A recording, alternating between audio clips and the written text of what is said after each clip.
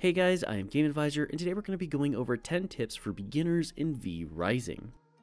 The first one is that you just want to keep your resources. I see a lot of players, whether it be in their videos or just be them running around the world, leaving stuff on the ground. As you progress through V Rising, you'll start to realize you need all those low-end materials to craft the high-end ones. There are of course some exceptions to this rule, but generally speaking, things like bones, things like glass, things like fish oil, pretty much everything, to be completely honest with you, is going to be useful at some point in the game, even if it may not be that useful at the current moment. So I highly recommend that you guys keep everything you can, unless it's like, hey, I'm going to drop 20 fiber to bring, a stack of copper or iron ore back or something like that. But generally speaking, you're going to want to keep everything you can, and when you're at base, there's no point in dropping anything on the ground because you could just store it or refine it into something better.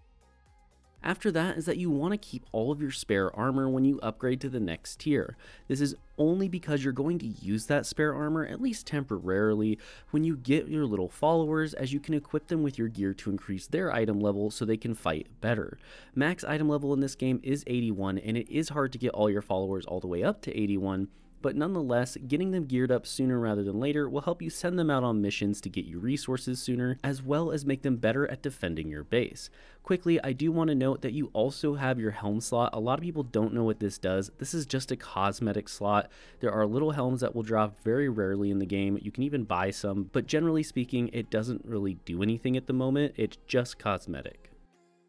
Third is that you want to start fishing early on in the game. This is only because fish oil will become incredibly valuable as you progress towards endgame, and it is a pain in the butt to get. You will get some from killing mobs as you play throughout the game as well, but generally that won't be enough for you when you hit endgame, and the only other way I know of personally to get it is through actually fishing for fish.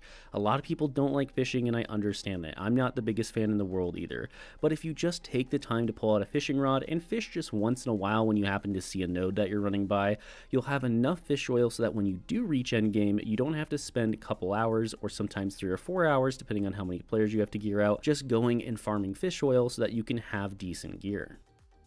Fourth is that weapons will do bonus damage based on which type they are. Just to give you an example here, you have the Reaper, and the Reaper is really good because it does 25% bonus damage to undead. Late game, you're going to have to farm an item called Scourge Stones, and to get these, you're going to be killing a ton of undead a lot of the time. So it's a very useful weapon type. Whereas the sword is really just good for PvP, and the spear will do extra damage to creatures. This is just another way to give you extra damage, and yes, some bosses do qualify as certain types, so you can get extra damage on bosses by simply using their correct weapon type.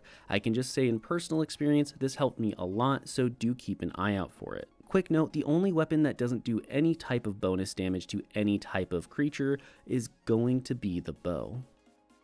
Alrighty, we are halfway there with number 5, which is one of my favorite tips on the list, and that is that you can use the suck blood animation with F to last hit mobs. Early on, this might not be the biggest deal for you because mobs die pretty quickly, but as you reach the mid to late game, you'll start fighting creatures that have big health pools, and when you're fighting them, the best way to deal with them is when they get low, go ahead and hold F. It only takes about 0.3 seconds, and you'll jump on top of them and then immediately left click to go ahead and just finish them off. You won't get their blood type, so if you have something good you like, you won't have to waste it. This is again incredibly valuable. It has saved me so many times in combat, it's ridiculous.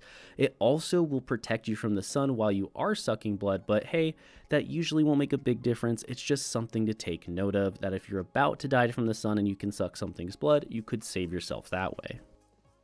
Sixth is a tip for multiplayer groups, and this is because when you run out of a boss fight mid-fight, you can actually restore your max HP by getting that little sword icon in the bottom right hand corner to disappear. All you need to do is get far enough away from the boss for that little sword icon to disappear, and then go ahead and start regenerating your HP by consuming your blood. This will restore your max HP, then you can go back in the fight and let your partner, or if you have multiple friends, a couple of partners, go out and get their max HP back as well. This will help you a lot. I don't know how long this is going to work because it feels like it's kind of a bug or maybe just an abusive mechanic, so I'll say use this at your own risk or use this based on what you think is fair, but nonetheless, it is an option for you and I wanted to let you know about it. Coming in at number 7 is that you don't want to forget to use the shift button in order to get down cliffs. I see players do this all the time. They walk around a cliff instead of simply jumping down it. They teach you in the very beginning, the first thing that you learn is that you can hit shift to jump off a cliff. You literally have to do it in the tutorial, and it's incredibly time conservative to do that. And it's not just time conservative. You can jump off cliffs with horses in order to get away so you don't get demounted.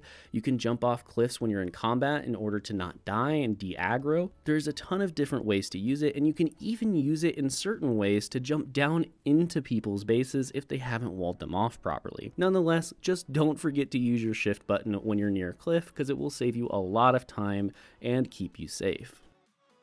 8th on our list today is that you want to make sure you're using the right floors if you have them unlocked for your crafting tables. This is because, generally speaking, if you have the correct floors for whatever type of crafting table or type of object you're using, then you will get a 25% reduced cost. Just an example for you, if you use a smithy that is not on smithy floors, then it will cost you 20 of an ore to smelt something, whereas if it was on smithy floors, it would give you a 25% reduction, making it only cost 15 ore per bar.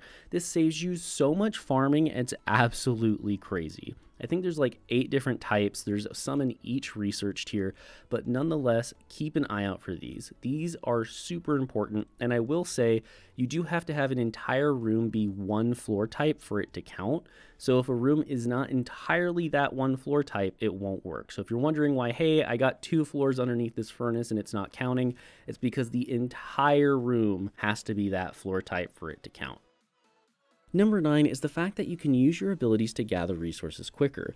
Yes, you can use the mace, which is arguably the best weapon for it, but if you use something like a spear or a sword or a reaper, you can use the abilities they have to gather things quicker. For an example, the spear's quick jab ability will allow you to gather a little bit faster than if you weren't using it, so it's just something to think about when you're gathering, especially if you're in a hostile area. It's going to save you time, and with how much gathering you do in this game, it's going to save you a lot of time. You can also use the reaper in the sword when you're going out to farm cotton or sunflowers, simply because you can just spin to win, quite frankly, with the sword in order to gather everything almost instantly, or you can use the reaper to do a quick giant spin and then throw your little reaper out in order to actually get all those resources significantly faster. This will mean you don't have to stay in the garlic as long, and it's just another way to save you time, as well as reducing the amount of garlic debuff you get.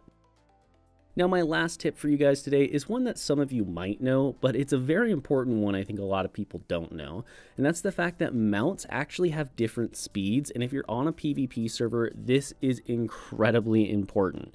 If you are on a PvP server and you have a mount that is even 0.1 or 0.2 faster than the other mount, you will be able to chase their butt down, smack them off their horse, and then start the PvP fight. This also means that if you're faster than them and you're running, you can get away and not get hunted down. This is why it's incredibly important to make sure that if you are going to use a mount, you try to use the fastest one you can get your hands on. The fastest horse I've ever seen is actually a 10.9, which you can check by hitting tab when you're riding on it, and if you do land on a really high speed one, you can actually give it water to make sure that it doesn't die overnight. So do make sure you're doing your best to actually give them water if you want to keep them for multiple days. I believe they last like 6 hours after they spawn in, but if you give them just a few water canteens, they can survive multiple days. So like I said, if you find one you really like, it's worth giving it those few little water canteens. With all that being said, I'm Game Advisor, and for more V-Rising content, consider subscribing to our channel and liking the video. Thank you so much for watching, and I'll see you next time.